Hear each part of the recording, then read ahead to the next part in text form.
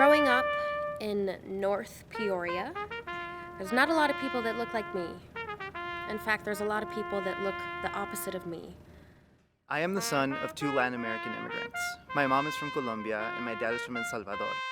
And I grew up here in the United States. I grew up in upstate New York, predominantly white town. My parents were immigrants. I spoke Mandarin and English in the household growing up.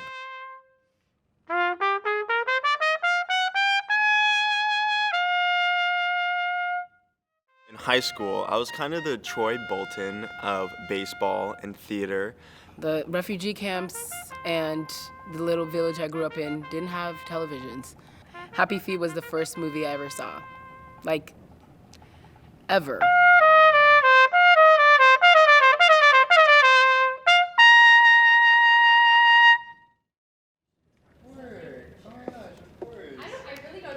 I go for roles that I want to play. I connect with stories and want to tell stories that I want to tell. And more often than not, these are roles that were not originally written for a black actor to play them, nor are they stories that are told by black actors. Joanna, I feel you. I was half convinced, but nonetheless, if I want to do it, then I go for it. And that's something that I've been very proud of, but that's not to say that it has always been easy. There's always a feeling of imposter syndrome or being the only person in a room who looks like me and feeling like there's no way that I would be considered for something.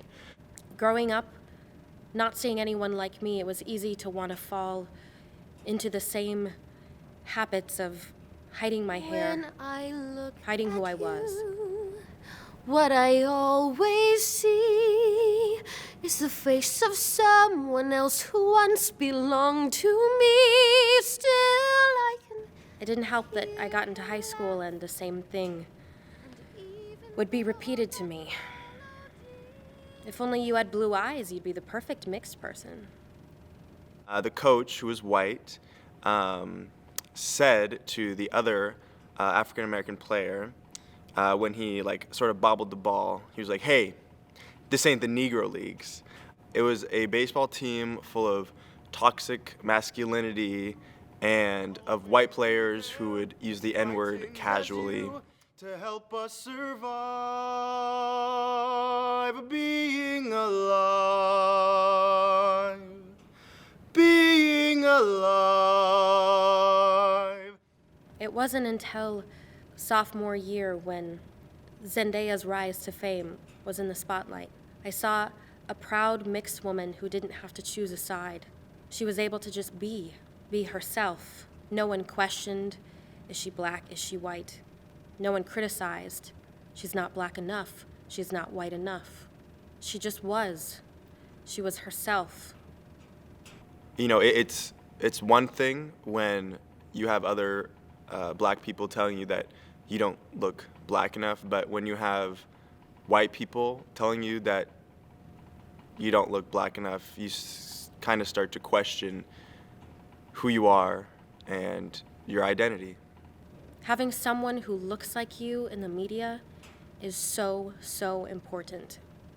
Seeing performances by Denzel Washington and Sidney Poitier and Chadwick Boseman and Joshua Henry, dark-skinned men on stage and on screen, that transformed me as a kid, and even now I learn so much from them.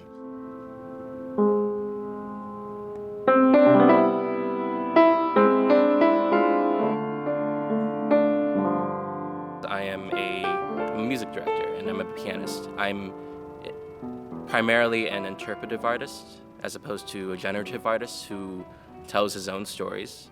I'm usually telling other people's stories or helping other people tell theirs. And that's a very fulfilling role. It's a very empowering role, but sometimes it can be, it's not the most personal role. I don't necessarily tell Asian American stories. Growing up in the United States as a Latin American individual, there's this really weird disconnect between sort of fitting into American culture, but also honoring the heritage that my parents gave me while I was growing up. Everybody would tell me to not speak Spanish and that this is America and we speak English.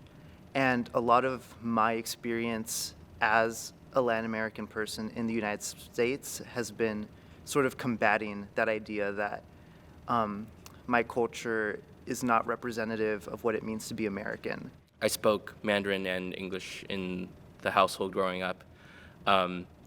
Over time, once I entered school, I lost most of my Mandarin just because 10 hours out of the day I was speaking English, and then I would come home and just say enough to eat or use the bathroom or complain when my parents told me to go to bed.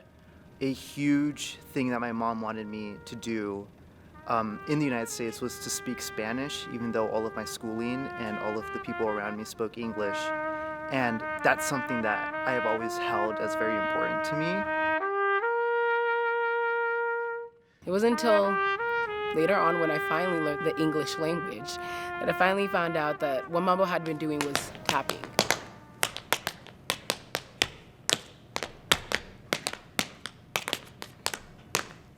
Something about that, the flippers just slapping on the ice just did it for me. And so Happy Feet was my all-time favorite movie growing up. I'm new to this. I feel like I haven't been in this industry long enough to realize the box I've been put in. I've been able to use it as my strength rather than a setback. Spine, smile for the neighbors. Everything's fine, everything's cool. The standard reply, lots of tests, lots of papers. Smile, wave goodbye, and pray to the sky. Oh God, and what will my parents say? Can I go in there and say, I know that I'm letting you down? I've shown that my uniqueness is something that puts me in my own category rather than my own box.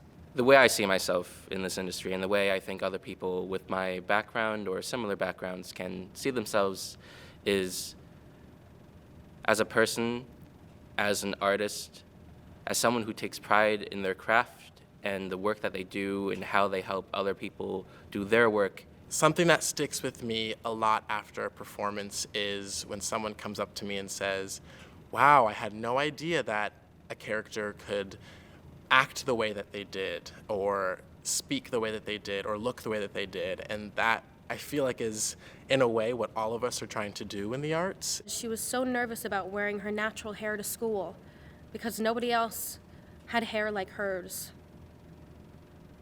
So being that person that inspires a little girl to not hide away from her features, from her uniqueness, is why I do what I do.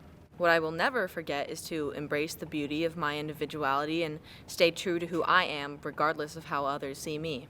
Every day I'm learning that my skin is not a limit, but rather a strength. Not necessarily defined by race, but defined by just what they do and who they are as people.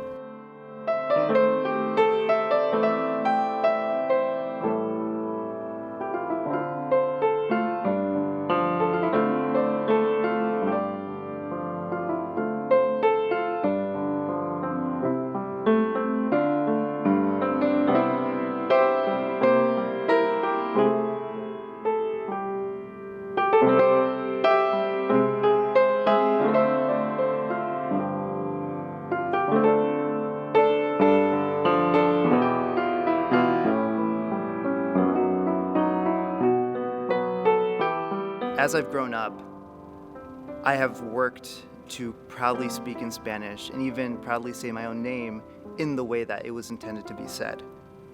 My name is Jose Antonio Guevara, and I am the face of America. I am the face of America. I am the face of America. I'm the face of America. I am the face of America. I'm the face of America. I am the face of America.